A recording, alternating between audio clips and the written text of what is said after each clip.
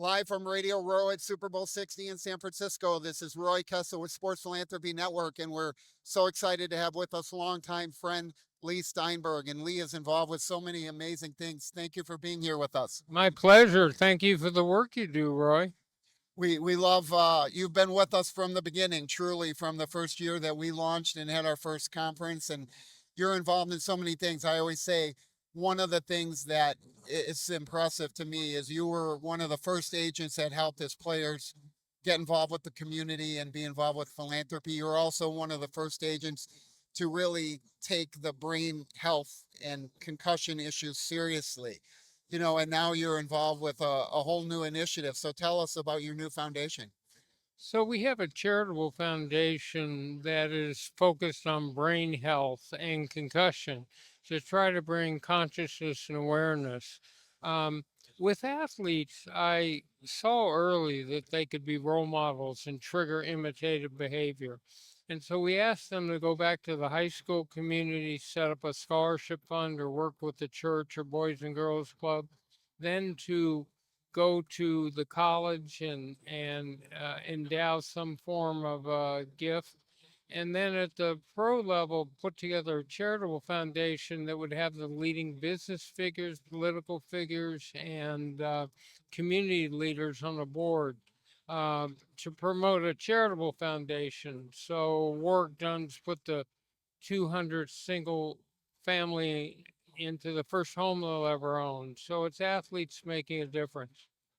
Well, when you started this, you were getting athletes involved 30 years ago in charitable causes, long before it was fashionable. And you were also looking into the issues with the brain health, as you talked about your specialty in representing quarterbacks and really looking at the damage that was occurring from the hits that they were taking. So I had a crisis of conscience at one point in the 1980s because I was representing half the starting quarterbacks in the NFL. They kept getting hit in the head, and we would go to neurologists and ask them how many's too many, when should you contemplate retirement, and they had no answers. So we started holding brain health summits. The first one was in 1994, and bring neurologists, bring people, field turf manufacturers, helmet manufacturers, everything that did it. And that led to the foundation. And then at our Super Bowl party on Saturday, we'll have 2.5 hours of brain health discussion.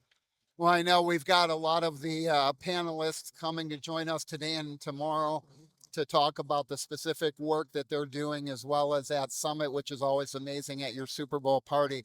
But I know you've recently written a book and you've gotten involved with the new foundation. So tell us more about those. So the book is The Comeback. Not to be a shameless promoter, but the book is called The Comeback. And basically, it centers around the fact that in life, we all face reverses. It could be health, it could be marital, it could be financial. In my case, it was alcohol. And so the question is, what do you do when your life goals have been defeated temporarily? Can you be resilient? Can you come back?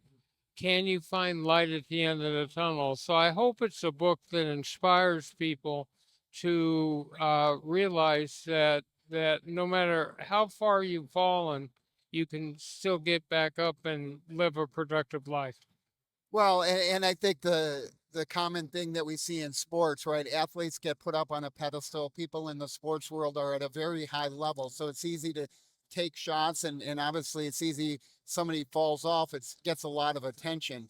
But what doesn't get attention, like you said, typically is the comeback and how many of these athletes have overcome significant obstacles in their life, both before their professional career and afterwards. And so you've worked with a lot of these players. You've seen it firsthand, not only in your own situation, but with a lot of the players that you've represented. Talk about some of the other comebacks that you observe for players.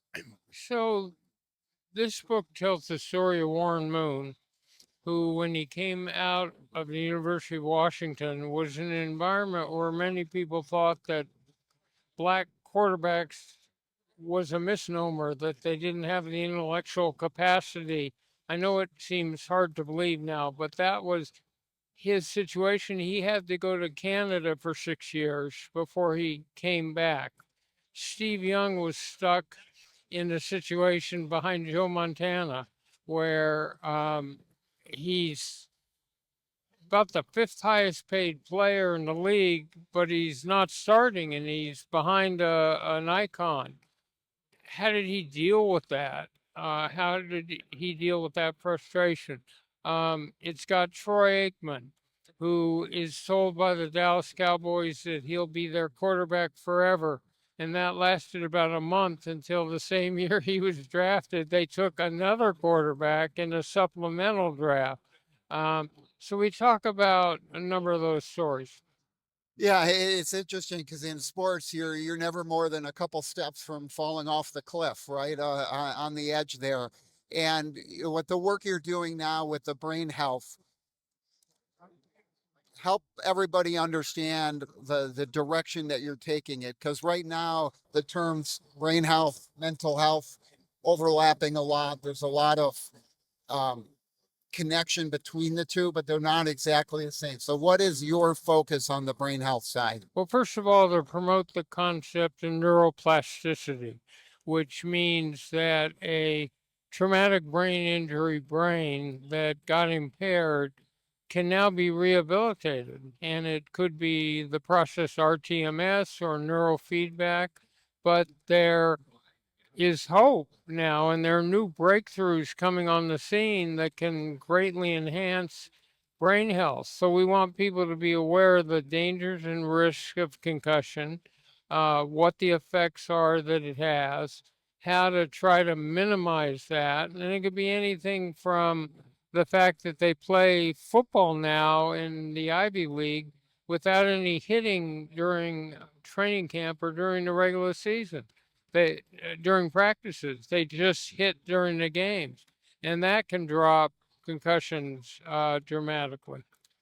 Well, I know you've got a crazy hectic schedule here, so we appreciate you taking a little bit of time for Sports Philanthropy Network. We're excited to get you the information on Sports Philanthropy World in August at the Lilly Family School of Philanthropy at Indiana University. And we know we'll have you there with us again this year to focus on the mental health and the brain health area. So thank you for taking time, Leigh. Well, I believe the work you do, Roy, in sports philanthropy is really important to the world. Thank you. For all of our viewers and listeners, thank you for joining us live from Radio Row at Super Bowl 60 in San Francisco. This is Roy Kessel signing off for Sports Philanthropy Network. Please remember to live generously.